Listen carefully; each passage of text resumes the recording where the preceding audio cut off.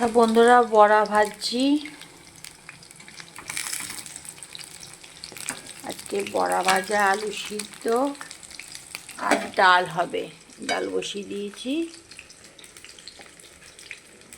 Tomato দিয়ে ডাল হবে। আর হচ্ছে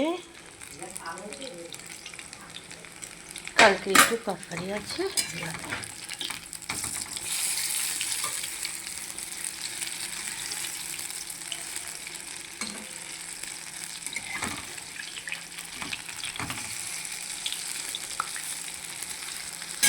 আতপ চাল দিয়েছিলাম আর মুসুরির ডাল দিয়ে বড়াটা হচ্ছে।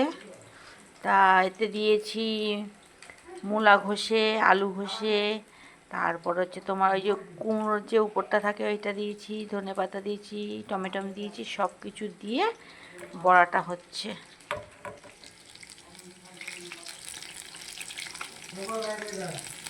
চালটা দিলে একটু মচমচে থাকে তো, ওর জন্য। ভাত হয়ে গেছে।